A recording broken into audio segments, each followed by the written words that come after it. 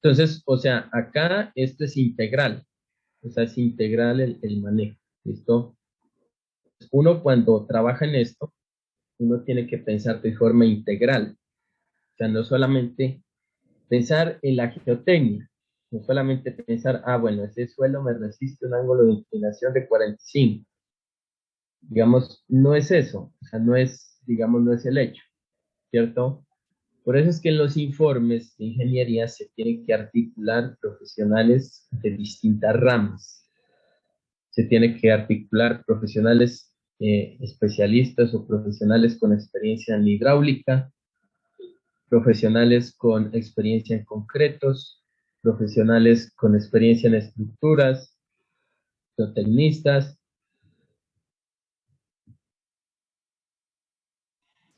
Inclusive si esto no se cubre con concreto lanzado, sino que se cubre con biomantos o se cubre con bioingeniería, pues hay que tener un profesional, un agrónomo. ¿Listo? Entonces mire que el tratamiento acá integral de, del tema de, digamos, de un simple problema, no lo podría decir que es un simple problema, como es un talud, ya se nos, digamos que se nos traslada, se nos transforma a la conceptualización, digamos, de varios profesionales. ¿Listo? Entonces, mire que se está hablando de hidráulica, geotecnia, o sea, mecánica de suelos, se está hablando de estructuras, ¿listo? Inclusive se puede hablar de geología ahí, o sea, ya van 4 profesionales, ¿listo? Entonces, los grandes proyectos, digamos que incorporan toda esa gama de profesionales, ¿cierto? O toda esa gama de especialidades. Entonces, a la hora de la verdad, digamos que ya, digamos que la nueva época de la ingeniería es que los proyectos no van a tener solamente el residente y el director de la obra, ¿cierto? Sino que van a tener profesionales externos que estén asesorando el proyecto, ¿listo? Entonces, eso es, mire que eso es todo lo que se engloba, o sea, empezar por el tema del comportamiento del suelo hasta irnos a lo genérico, es decir, incorporar profesionales con experiencia pues en distintas áreas del conocimiento. ¿Listo?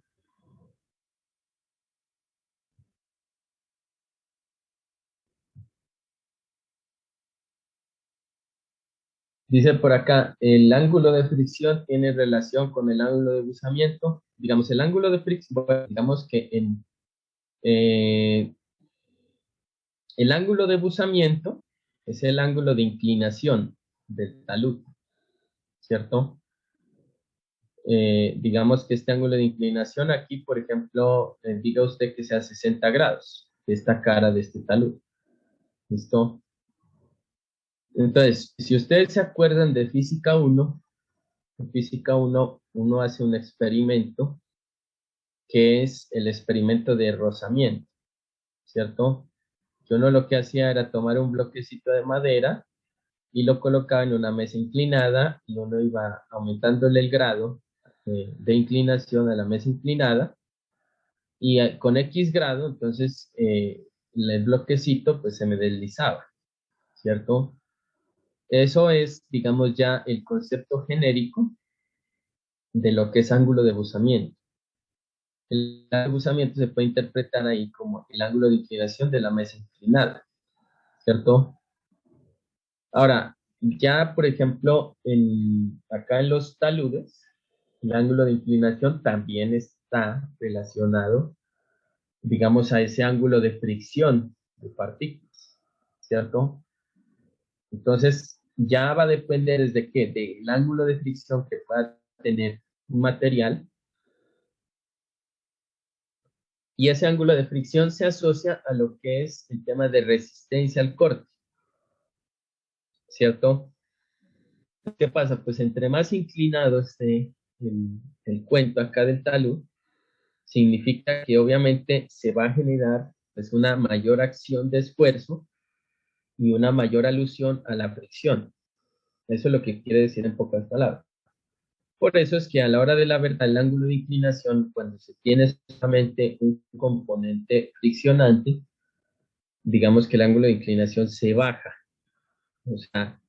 O sea, ahí, por ejemplo, haber establecido un ángulo de fricción, un ángulo de inclinación, por ejemplo, de Z talud de 60 grados fue un error.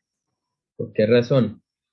Un error porque, pues, primero no se hizo un tratamiento para cubrir el talud y no se hizo un tratamiento de zanjas de coronación y no se hizo un tratamiento de drenes horizontales. ¿Listo? Entonces, hubiera sido menos el error si el ángulo de inclinación de ese talud hubiera sido menor. ¿Por qué? Porque eso, ¿qué es lo que está generando? Que en cualquier momento, en una época invernal, eso se deslice, ¿cierto? Digamos, en el menor de los casos, o en el mejor de los casos, que se cierre la vía y que, bueno, retiren el material. Pero en el caso, pues, digamos, más complejo es que por ahí, pues, pase un vehículo. Entonces, ustedes saben ya lo que puede pasar en ese caso. Entonces, la cuestión acá es, digamos, que nosotros nos vemos enfrentados todos los días al clima, ¿cierto? O sea, no es como cuando usted hace un edificio. Cuando usted hace un edificio, pues bueno, usted se va enfrentado también o enfrentar también al clima, pero digamos que usted el edificio lo puede acoplar de una mejor manera a una acción del viento, una carga de viento, ¿cierto? Digamos a una carga de lluvia, ¿cierto? Pero cuando usted tiene una vía, digamos que usted le toca un proyecto de unos 10 kilómetros de vía, pues es imposible, digamos que proteger toda la vía. O sea, digamos en la práctica, porque usted tendría que, o el gobierno o el privado tendría que invertir una cantidad de recursos demasiado alta para proteger toda la vía, ¿cierto? Pero lo que sí se puede hacer, pues, es prever los puntos críticos donde se nos pueden generar procesos de deslizamiento, ¿sí? O sea, cuando se hace un reconocimiento de un proyecto, se tiene que intuir, por eso es que, digamos, las señoritas, pues, digamos, tienen ventaja respecto a nosotros, porque tienen un grado de intuición muy alto. En cambio, nosotros no. Nosotros es solamente, digamos, actuar, ¿cierto? A veces sin reflexionar a fondo en las cosas. ¿Listo? Entonces, ¿pero qué es lo que pasa con la ingeniería? La ingeniería, ya con el tiempo, con la experiencia, pues a uno que tiene la intuición se la va a dar. O sea, a veces la ingeniería también es una cuestión de corazonadas. Entonces, cuando uno intuye que cierto, eh, digamos que cierto punto de la vía, por una condición de un análisis geológico previo, pues tampoco es que todo tiene que ser corazón, ¿cierto? Sino que toca con argumento.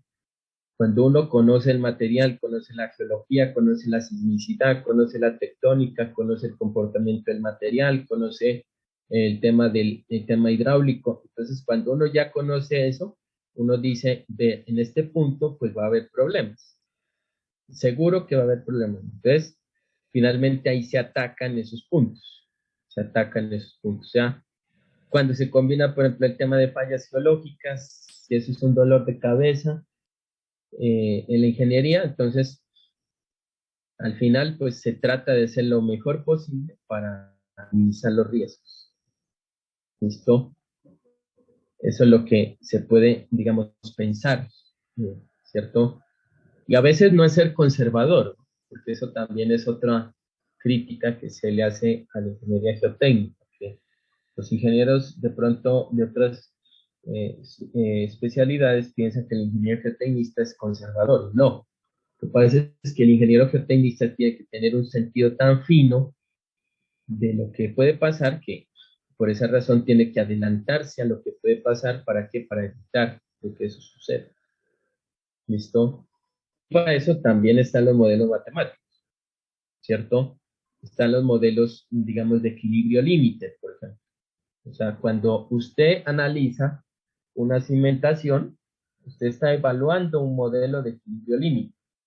¿Listo? Es como cuando usted analiza una estructura.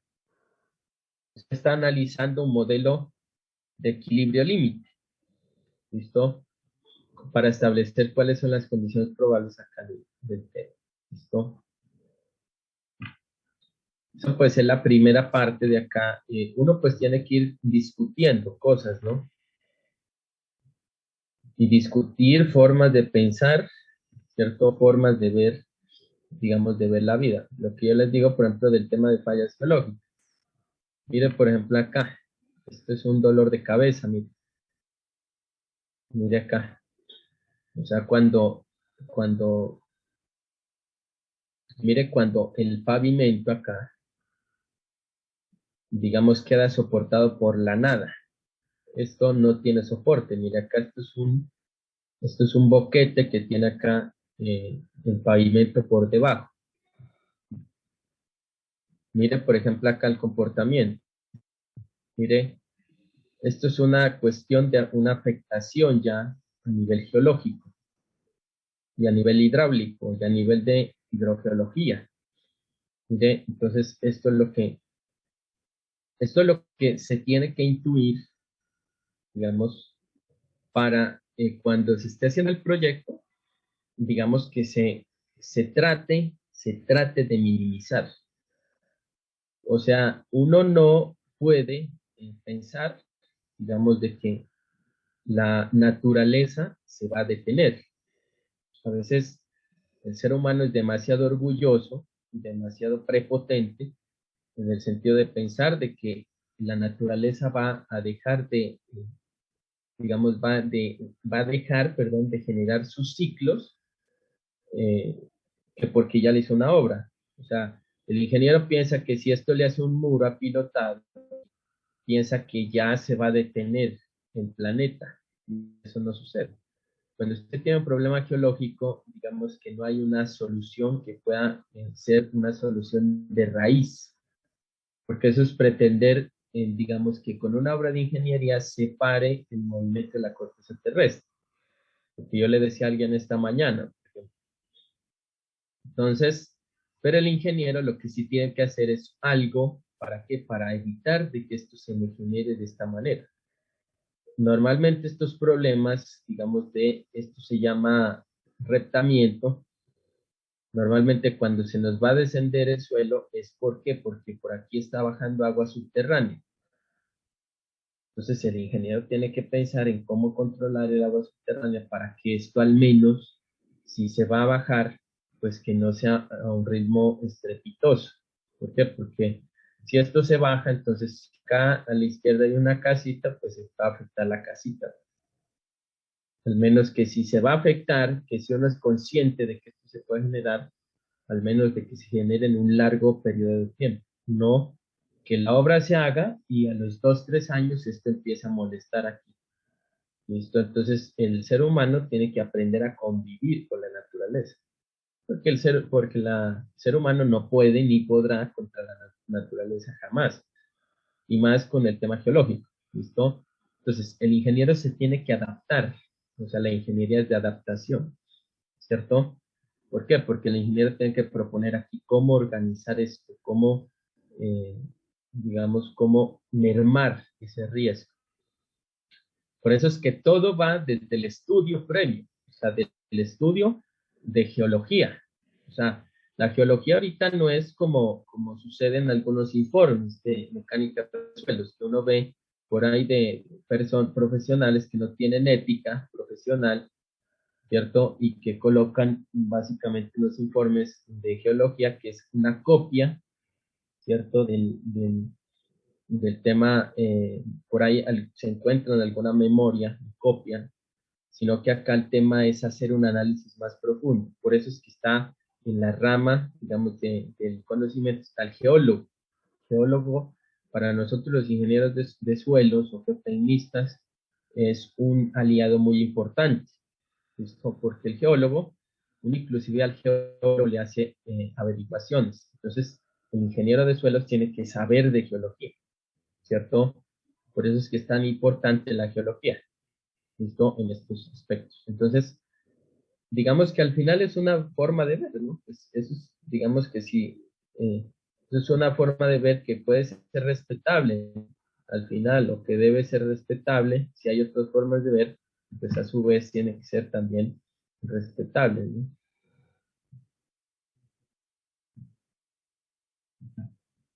Entonces, vamos a la segunda parte del tema bueno, este es el tema ya de plasticidad, ¿listo? El tema de consistencia. Entonces, uno tiene que conocer acá la consistencia, ¿cierto? O sea, la consistencia no es solamente clasificar un suelo, por eso es que yo les insisto, prácticamente yo digamos que les insisto tanto que uno tiene que analizar este cuento. Entonces, ya digamos que la plasticidad va enfocada al tema de partículas de arcilla, que yo les he venido mostrando en la práctica estos días, es,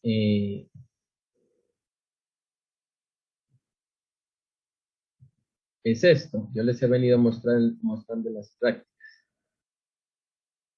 Digamos que, bueno, uno tiene por acá esta muestra, ¿cierto? Entonces, pues uno realmente, lo que yo les he dicho es que lo bueno que tiene esta rama de la ingeniería es que uno tiene pues un laboratorio en todas las obras. O sea, ¿cuál es el laboratorio? Pues la misma obra.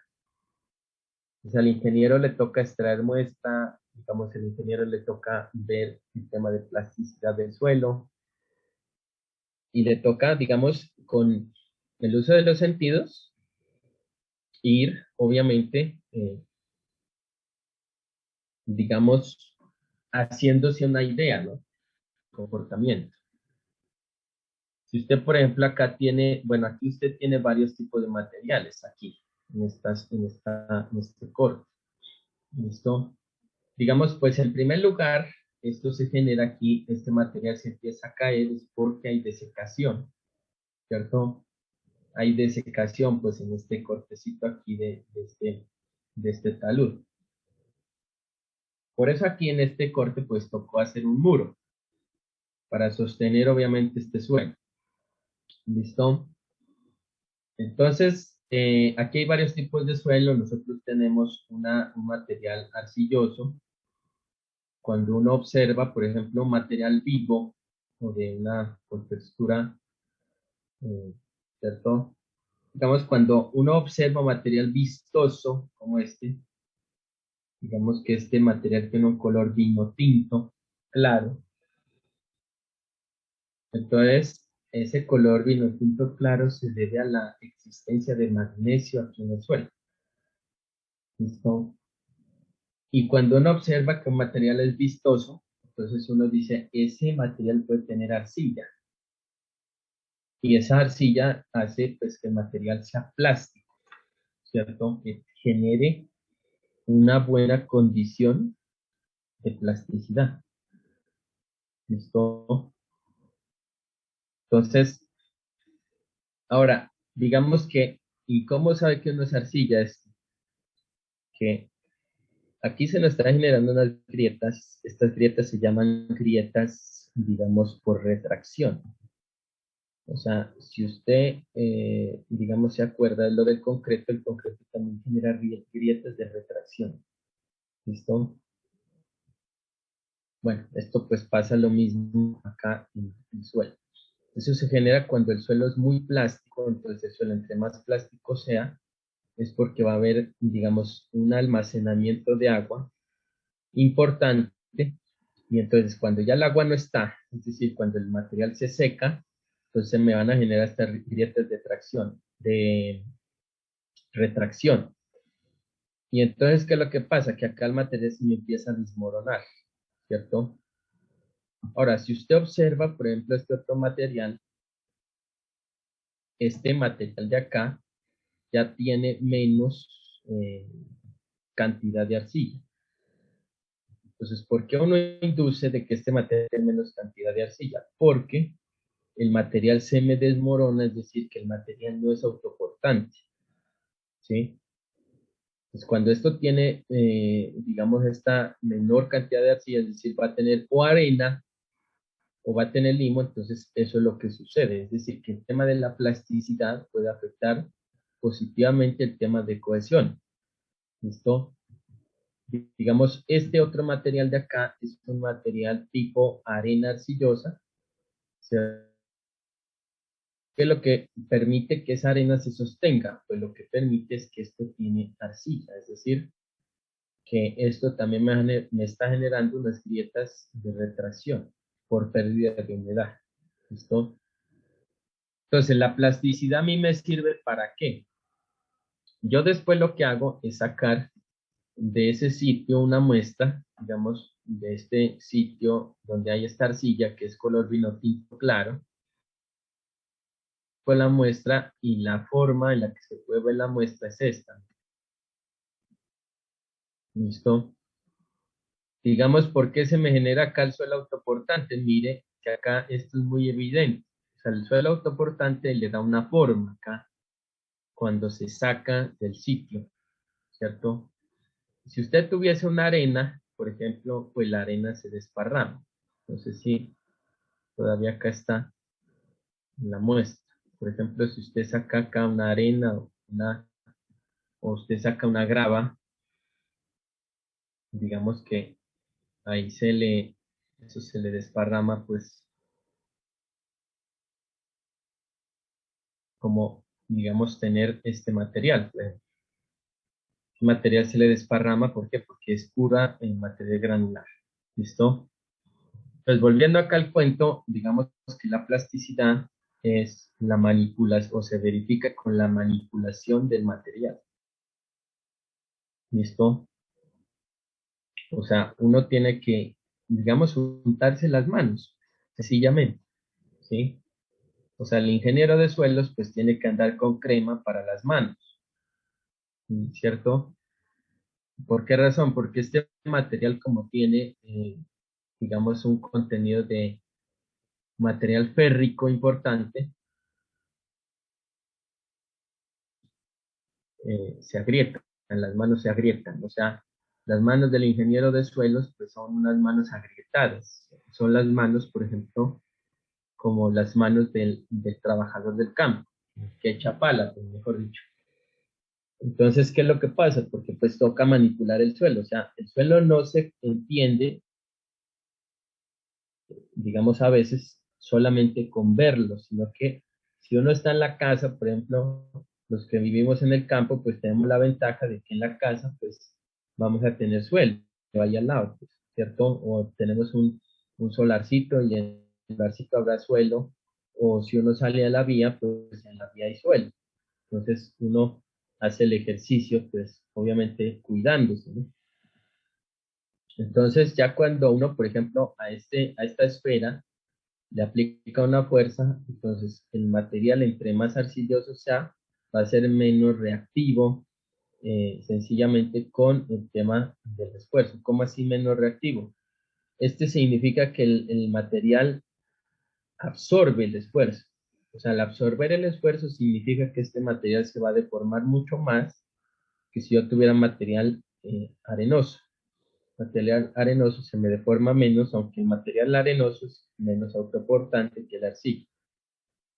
Ahora, si uno, por ejemplo, con esta arcilla hace unos cilindros de suelo, porque el laboratorio de límite plástico, por ejemplo, que por allá en 1900, el ingeniero Alderater hizo pues estos ensayos, hizo como 700 ensayos, pues no fue un tema de improvisación.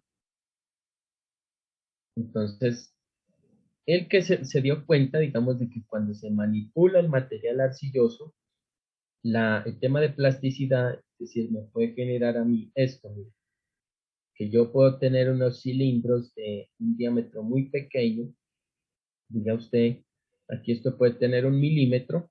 Entonces, el tema de plasticidad puede generar una serie de formas importantes y puede generar autoportancia en el material. Es decir, que la plasticidad también va asociada a la humedad. ¿Qué quiere decir eso? que el suelo entre más plástico sea, va a retener mucha más agua. Eso es lo que quiere decir ahí, este cuento. ¿Listo? El suelo entre más plástico sea, va a retener más humedad. ¿Listo? Ahora, el suelo entre menos plástico sea, va a ser más reactivo a la humedad. ¿Cómo así reactivo? Significa que el suelo prácticamente no la guarda la humedad, no la retiene. ¿Listo? Entonces, el tema de plasticidad, digamos que me orienta a eso, a saber de que este suelo de acá es puramente cohesivo y que por esta razón, si yo me regreso a esta imagen de acá, yo me doy cuenta de que este material no se me derrumba como este material de acá, como este material de acá. ¿Listo? O sea, mire que ya yo creo que uno va haciendo un análisis más profundo de la causalidad aquí, o sea, de la causalidad de las cosas, ¿cierto? Entonces, acá tenemos ya, digamos, esto inicialmente de consistencia fue planteado para una aplicación en agronomía. O sea, Albert Atterberg primero estableció los límites de consistencia para definir si el suelo orgánico es de alta plasticidad o de baja plasticidad. Porque pues para los suelos orgánicos, en la cuestión de cultivos, pues lo que se requiere es que el suelo sea menos plástico, ¿cierto? Menos plástico. ¿Por qué? Porque eso obviamente, digamos, lo que genera es que el suelo entre menos plástico sea, va a ser más poroso.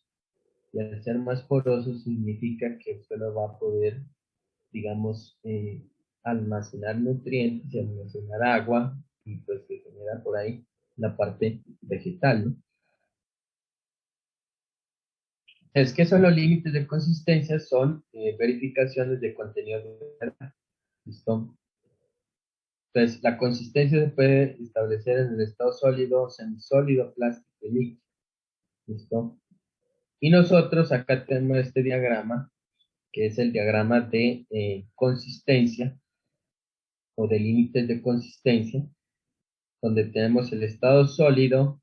A medida que se va aumentando la humedad, vamos a tener el estado semisólido. A medida que se va aumentando la humedad, tenemos el estado plástico y después pasamos al estado fluido, al estado líquido. ¿Listo? Entonces, ¿qué son los límites? Digamos que nosotros teníamos por acá, no voy a cerrar todas estas imágenes.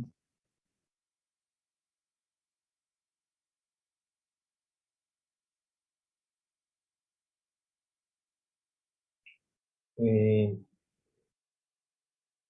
pues nosotros por acá, pues tenemos, digamos, básicamente tres estados, que es el estado sólido. A medida que va aumentando la humedad, tenemos el estado semisólido. Después vamos a tener el estado plástico. Y al final, cuando ya se aumenta el contenido de humedad de manera importante, vamos a tener este estado, que es el estado líquido. El estado líquido. ¿Listo? Digamos que eso genera afectación a la resistencia al corte. O sea, cuando tenemos el estado líquido, significa que tenemos menos resistencia al corte. Cuando tenemos estado sólido, significa que tenemos más resistencia al corte. Porque obviamente, pues, digamos, aquí este material no aguanta nada, este material por acá sí aguanta. Y por eso es que los taludes, como les digo, se me caen, pues, digamos, menos el material es cohesivo cuando se generan procesos de desecación. Digamos que esa es la situación ahí, ¿no? Entonces, ¿qué es el límite líquido? El límite líquido es la humedad correspondiente al paso del estado líquido al estado plástico. La humedad correspondiente al paso del estado plástico al estado semisólido, y el límite de contracción va a ser la humedad correspondiente al paso del estado plástico, del estado semisólido, perdón, al estado sólido. Esos son los límites de consistencia, son puras humedades. ¿Listo? Entonces, básicamente, digamos que esta diapositiva habla de lo que les acabé de mencionar. Y pues, para terminar, establecemos lo que es el concepto de límite líquido. ¿Listo? ¿Qué es el límite líquido? El límite líquido es el contenido de humedad necesario para cerrar una distancia de 12.7 milímetros a lo largo de la parte inferior de una ranura realizada sobre la cazuela de Casagrande después de 25 golpes, definido tras la correlación de casi 700 ensayos. Entonces, pues, lo que se tuvo que hacer para establecer la carta, por ejemplo, de plasticidad. Entonces, se determina el valor de humedad, digamos, para un número de golpes comprendido entre 15 y 35. Para establecer el tema del límite líquido se establece, valga la redundancia, el uso de una gráfica semilogarítmica, donde tenemos en el eje X el número de golpes y en el eje Y vamos a tener el contenido de humedad. ¿Listo? Ahora, el método de la Casagrande se utiliza, sobre todo acá en América.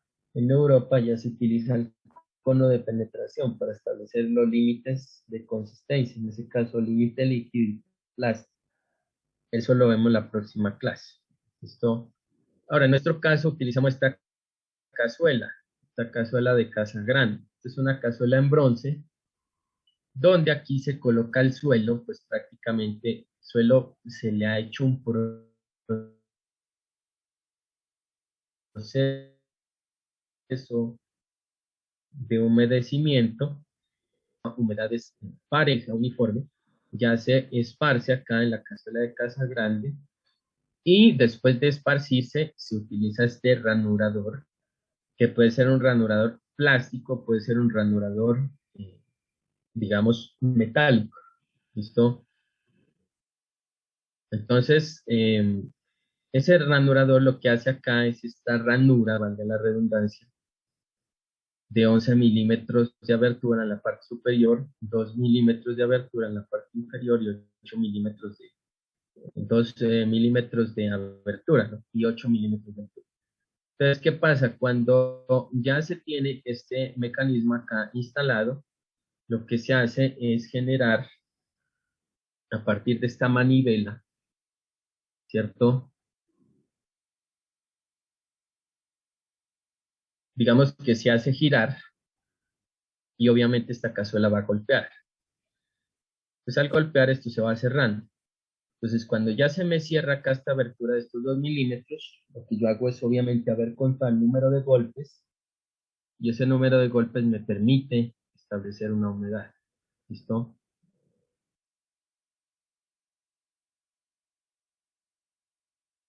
¿Qué es lo que sucede? ¿Listo? Preguntas.